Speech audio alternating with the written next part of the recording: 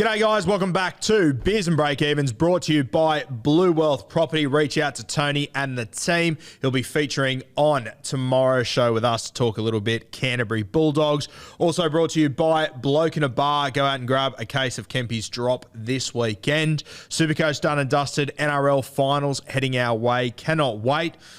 Joined once again by my student, co-host, student, Padawan, Timmy Williams. What's doing? How long have you been working on that intro, mate? How many months? Mate, if anyone was next to me in the car today on the way in, they would have thought I was on a very intense phone call because there was a lot of talking to myself going on. Mate, Supercoach season done and dusted. We'll talk about how we went between us soon, but pretty good seasons for both of us. Top 1,000 finish. Was, mate, yeah. Yep, kept a nice little 1% streak going alive. So, respectable enough. Finished up there in 560th overall. Finished on a good note with 1346. So, really happy with that. And, was placed I was about 109th about 5-6 weeks ago and really felt like I was well placed to sort of make a big finish.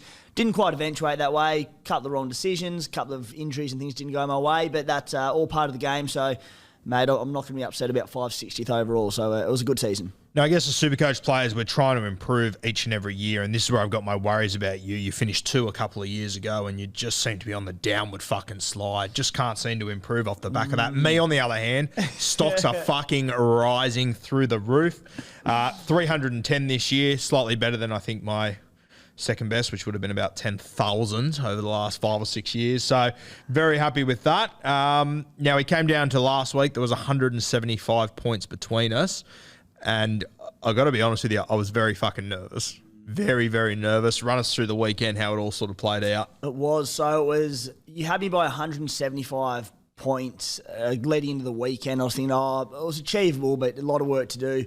And I said, in saying that, you beat me by 230 the week before, so it was possible, yeah. And I'd had a pretty good weekend. A lot of things had gone well.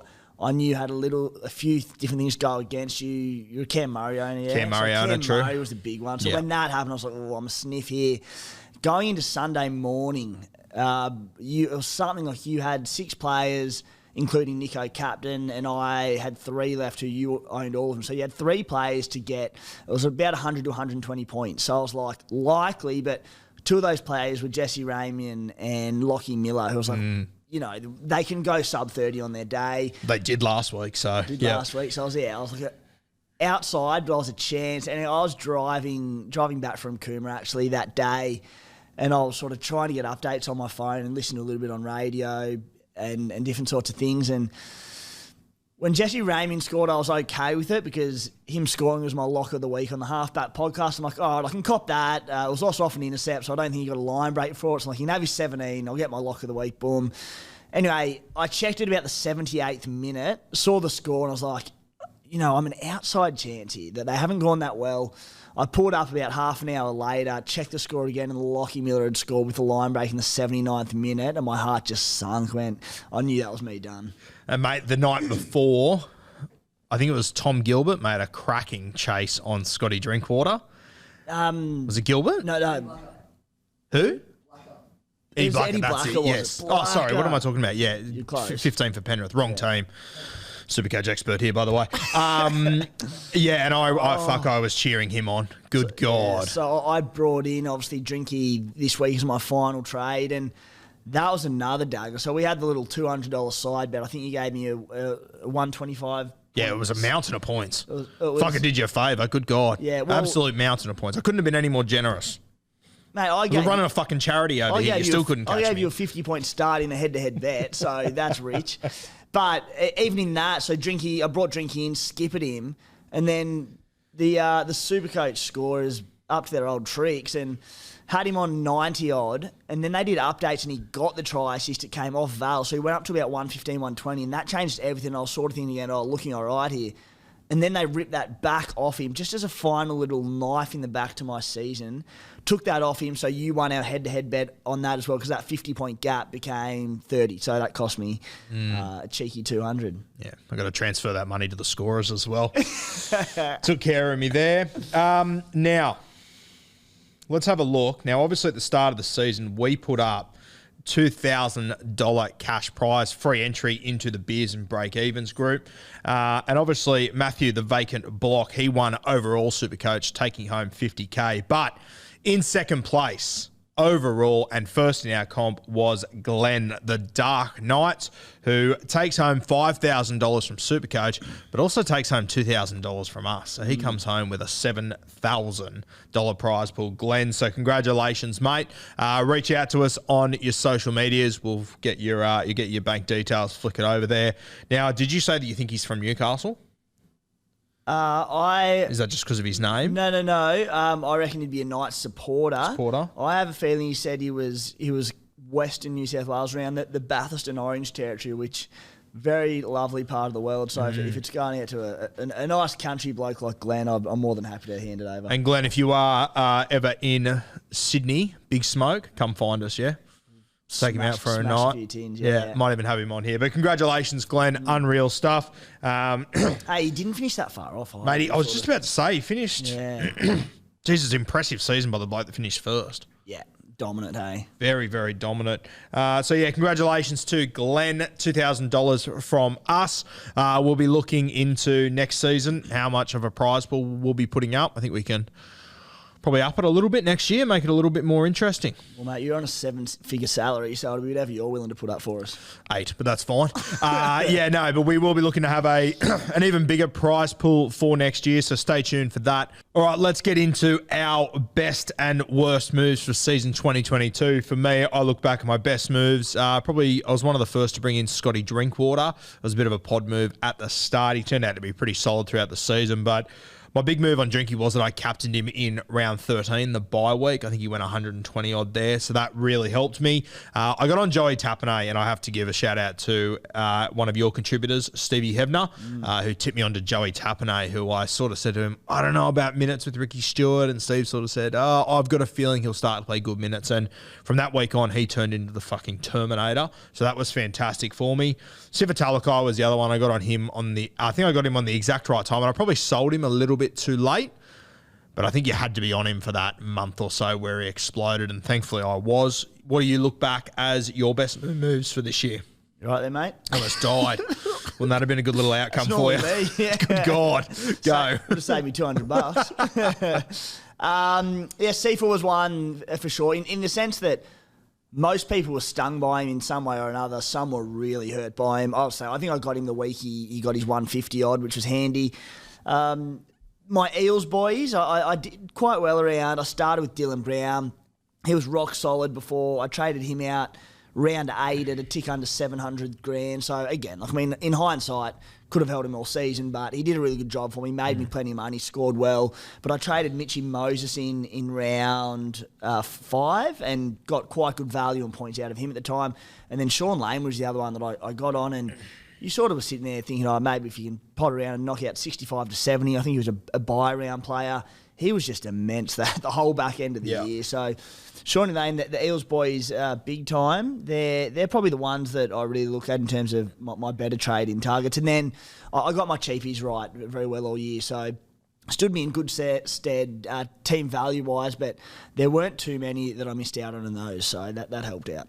I think my other one that I was really happy with was my little Reece Walsh debacle during the year. Yeah. Turned out all right for me. I had him for 4 weeks, 56, 52, 69, 75. Solid. So we'll take that as a bit of a pod play. Now let's get to our worst plays. And I think my worst one by far and away was anti-potting Latrell Mitchell. I think he'll be up there with yours. I can think of probably one for you that might have hurt you more. But Latrell Mitchell, he really stung us this year. To be honest with you, mate, I'm incredibly impressed we got as high as we did without Latrell. Because, mate, the scores he put up in the back end of the season, we spoke about it last week, were just unbelievable. And I didn't think he'd be able to do it that consistently. It was incredible, and it really has burnt me this year. What are your thoughts? Who do you have as your worst one? It was a tough watch, wasn't it, Latrell? It was, a lesson I certainly learned in Supercoach this year was I'm quite heavy on looking at fixtures and obviously speak about them quite often around more so attacking players rather than forwards who are a bit, can score well against anyone. But Latrell with that Bunnies run upcoming for the last sort of 6 to 8 weeks, I thought, this is a bloke who historically has only been a good Supercoach player. He's never really been a star. I know he took over the goal kicking this year, which helped, but the lesson I learnt was that the best of the best in Supercoach and in the NRL are pretty well fixture-proof. And Latrell proved that yes, the Bunnies won games and there were some, a few lower scores here and there, but Latrell was just fixture-proof. So damn good.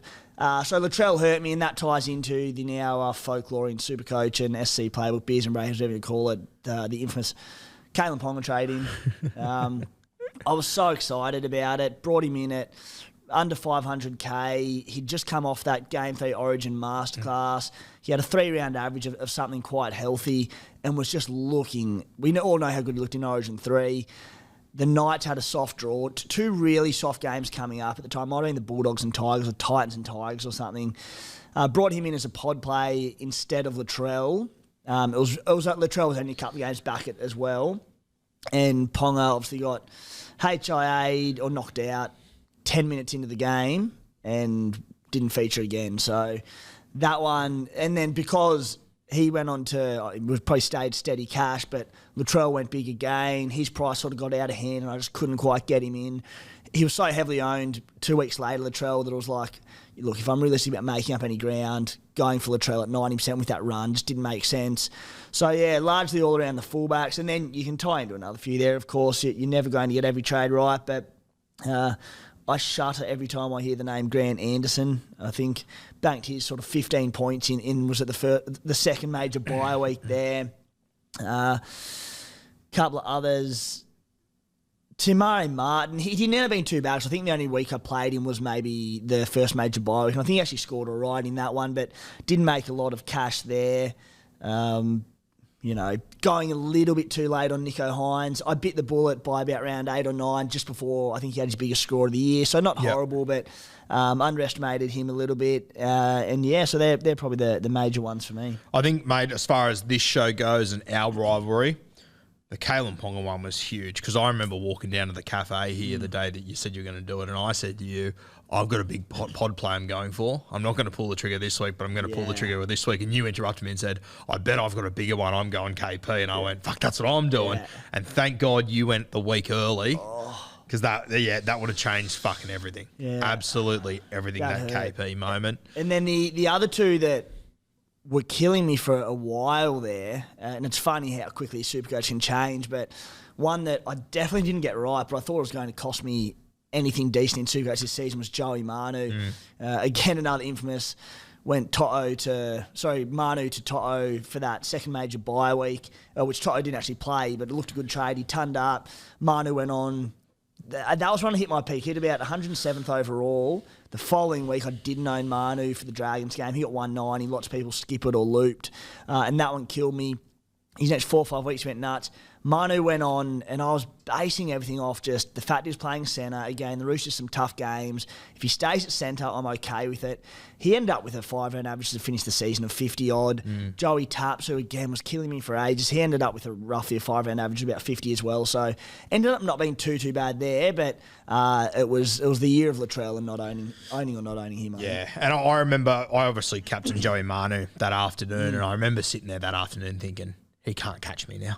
Tim will not be able to catch me. And then, of course, we had the infamous the night we were on the beers here with Matty, who's behind the mic down there, when I captained Nathan Cleary, and he got sent off in that one. So that brought us a little bit closer again. But, mate, I mean, just being two content creators sitting here next to each other, we couldn't have asked for a better season as far as our rivalry goes. It was great, mate. Tight the entire way. It was great, and it was all plenty of fun and something to ride home, a little bit of a rivalry. I'm so overall based that I don't really look into rivalries with mates or head-to-head leagues too often. And look, I'd be happy to sit here and go at you and tell you that I taught you everything you know in the space of the last 6 to 8 months. But I know that's playing into exactly that you want. It's just going to fuel the fire. So I'm happy to sit back and say you were too good this season, and well deserved. Now, as you said all year, the cream always rises to the top.